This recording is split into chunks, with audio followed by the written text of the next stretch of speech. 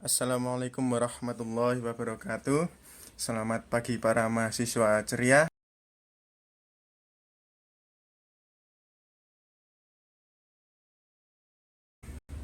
Sebelumnya izinkan kami untuk memperkenalkan anggota kelompok kami, yaitu kelompok Pitu yang beranggotakan 1 Ardin, 2 Zaki, 3 Ikhwan, 4 Hadi, 5 Gilang, 6 saya sendiri Iqmal, dan yang terakhir maskot kita Yusuf.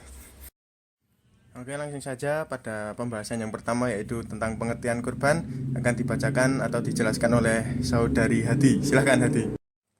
Yang pertama, pengertian kurban.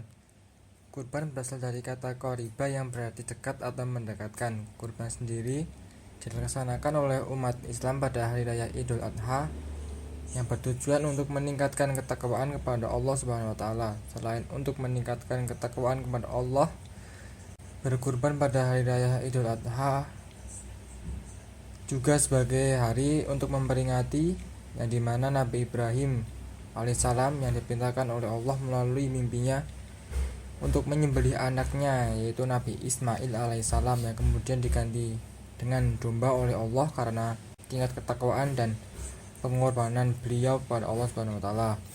Perintah untuk berkurban sendiri ada di Quran surah Al-Kautsar ayat 2 yang artinya, maka laksanakanlah sholat karena Tuhanmu dan berkurbanlah. Allah memerintahkan Nabi Muhammad SAW agar mengerjakan sholat dengan niat karena Allah. Begitu juga dengan berkurban atau menyembelih hewan sebagai ibadah dan sarana untuk mendekatkan diri kepada Allah. Dari tafsiran tersebut dapat disimpulkan bahwa setiap umat muslim harus mendirikan sholat dan melaksanakan kurban karena keduanya merupakan cara mensyukuri atas segala nikmat yang diberikan Allah kepada kita. Bab 2. Hukum kurban. Kurban hukumnya sunnah, tidak wajib. Imam Malik, Asy-Syafi'i, Abu Yusuf Ishaq bin Rawalah, Ibnu Munzi, Ibnu Hazm dan lainnya berkata, kurban itu hukumnya sunnah bagi orang yang mampu, bukan wajib. Baik orang itu berada di kampung halamannya maupun dalam mengerjakan haji. Sebagian mujahidin seperti Abu Hanifah, Al-Laits, Al-Auza'i dan sebagian pengikut Imam Malik mengatakan kurban hukumnya wajib. Tapi pendapat ini dhaif. Ukuran mampu berkurban hakikatnya sama dengan ukuran kemampuan sedekah, yaitu mempunyai kelebihan harta setelah terpenuhinya kebutuhan pokok, yaitu sandang, papan, dan pangan, serta kebutuhan penyempurna yang lazim bagi seseorang. Jika seseorang masih membutuhkan uang untuk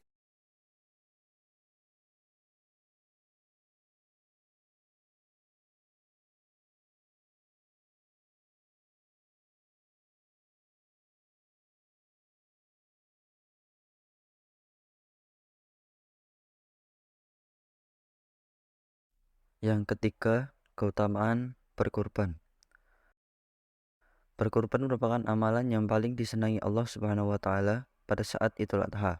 Sabda Rasulullah Shallallahu alaihi wasallam, tidak ada amal anak Adam pada hari raya kurban yang lebih dicintai Allah selain menyembelih hewan kurban. Hadis riwayat At-Tirmidzi. Berdasarkan hadis itu, Imam Ahmad bin Hambal, Abu Zanad dan Ibnu Taimiyah berpendapat menyembelih pada hari raya kurban, akikah, dan hadiu ketika haji lebih utama daripada sedekah yang nilainya sama-sama tetesan darah hewan kurban akan meminta ampun bagi setiap dosa orang yang berkurban. Sabda Nabi Muhammad SAW, hai Fatimah, bangunlah dan saksikanlah kurbanmu, karena setiap tetes darahnya akan memohon ampunan dari setiap dosa yang telah kau lakukan. Selanjutnya subbab nomor 4, yaitu waktu dan tempat kurban. Pertama, waktu. Kurban dilaksanakan setelah sholat Idul Adha tanggal 10 Zulhijjah hingga akhir hari tasyrik sebelum maghrib, yaitu tanggal 13 Zulhijjah. Kurban tidak sah bila disembelih sebelum sholat Idul Adha 10 Zulhijjah, maka sesungguhnya menyembelih untuk dirinya sendiri. Dan barang siapa menyembelih kurban setelah sholat Idul Adha dan 2 khutbahnya, maka sesungguhnya ia telah menyempurnakan ibadahnya berkurban dan telah sesuai dengan sunnah ketentuan Islam. hadis riwayat Bukhari. Perlu dipahami bahwa penentuan tanggal 10 Zulhijjah adalah berdasarkan ru'yat yang dilakukan oleh Amir penguasa Makkah sesuai hadis Nabi SAW dari sahabat Husain bin Haris al-Jadali radhiyallahu anhu. Hadis riwayat Abu Daud, Sunan Abu Daud hadis nomor 1991. Jadi penetapan 10 Zulhijjah adalah tidak menurut hisab yang bersifat lokal Indonesia saja misalnya, tetapi mengikuti ketentuan dari Makkah. Patokannya adalah waktu para jamaah haji melakukan wukuf di Padang Arafah. Selanjutnya tempat kurban, yaitu diutamakan tempat penyembelihan kurban adalah dekat tempat sholat Idul Adha di mana kita sholat, misalnya lapangan atau masjid. Sebab Rasulullah SAW berbuat demikian. Hadis riwayat Bukhari. Akan tetapi itu tidak wajib karena Rasulullah juga mengizinkan penyembelihan di rumah sendiri. Hadis riwayat Muslim. Sahabat Abdullah bin Umar radhiyallahu anhu menyembelih kurban di manhar, yaitu penjagalan atau rumah pemotongan hewan. 5. Hewan kurban. 1. Jenis hewan. Hewan yang dijadikan kurban adalah unta, sapi, dan kambing atau domba. Selain 3 hewan tersebut, misalnya ayam, itik, dan ikan tidak boleh dijadikan kurban. Allah berfirman supaya mereka menyebut nama Allah terhadap hewan ternak, bahimatul an'am, yang telah direzekikan Allah kepada mereka.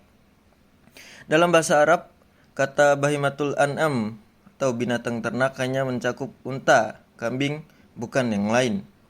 2. Jenis kelamin. Dalam berkurban boleh menyembelih hewan jantan atau betina. Tidak ada perbedaan sesuai hadis-hadis Nabi SAW yang bersifat umum mencakup kebolehan berkurban dengan jenis jantan dan betina dan tidak melarang salah satu jenis kelamin. 3. Umur. Sesuai hadis Rasulullah dianggap mencukupi berkurban dengan kambing atau domba berumur 1 tahun masuk tahun kedua, sapi atau kerbau berumur 2 tahun masuk tahun ketiga, dan unta berumur 5 tahun. Selanjutnya, kondisi. Hewan yang dikurbankan haruslah mulus, sehat, dan bagus. Tidak boleh cacat atau cedera pada tubuhnya. Sudah dimaklumi, kurban adalah takarub kepada Allah. Maka usahakan hewannya berkualitas prima dan yang terbaik, bukan kualitas yang sembarangan. Berdasarkan hadis-hadis Nabi SAW, tidak dibenarkan berkurban dengan hewan yang pertama, yang jelas buta sebelah. Yang kedua, yang jelas menderita penyakit dalam keadaan sakit.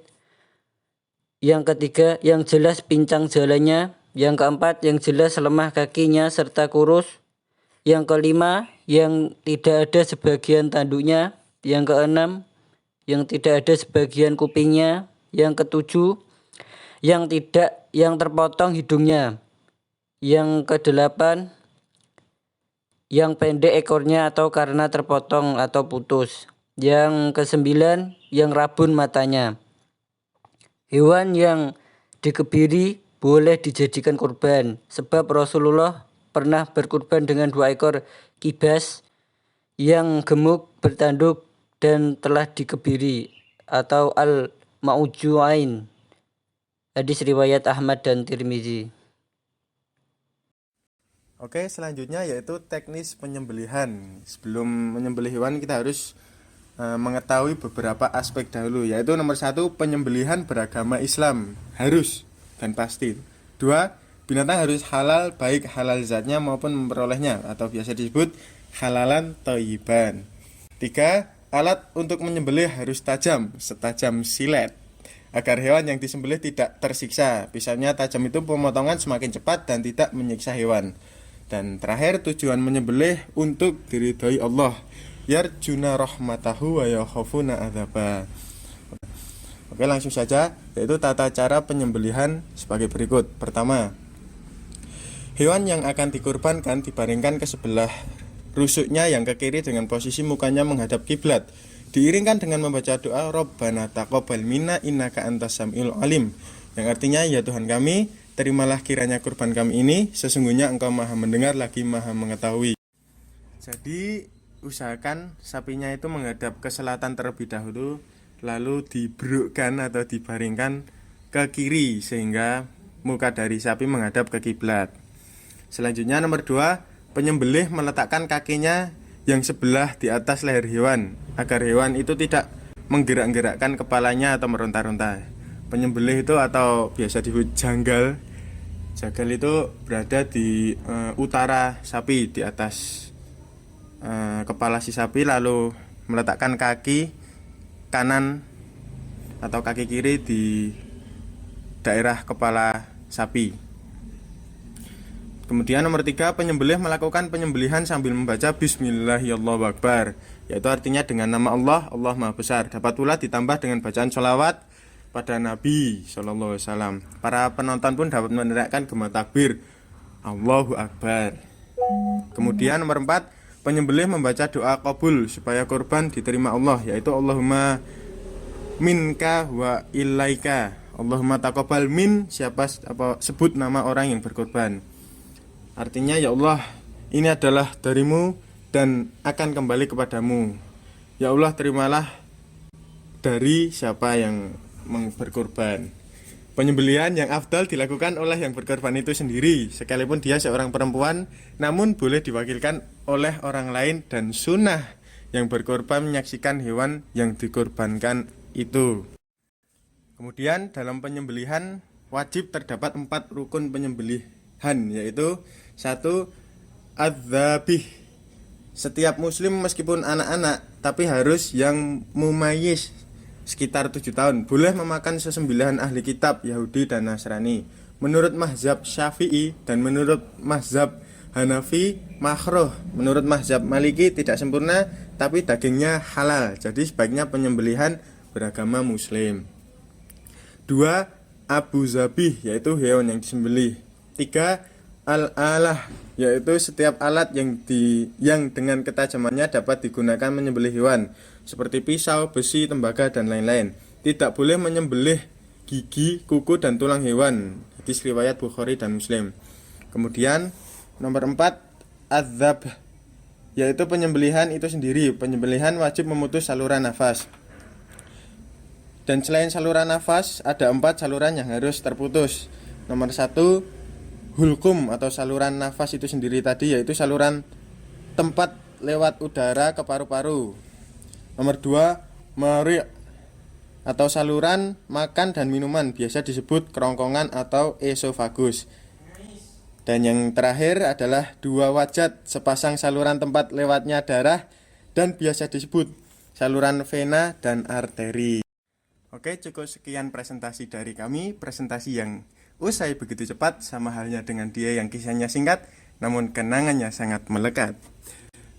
Jika ada pertanyaan, mohon segera dilontarkan di kolom komentar. Jangan lupa like, subscribe, dan share ke keluarga kalian supaya menambah ilmu atau pengetahuan tentang kurban. Selamat berkurban dan selamat belajar. Wassalamualaikum warahmatullahi wabarakatuh.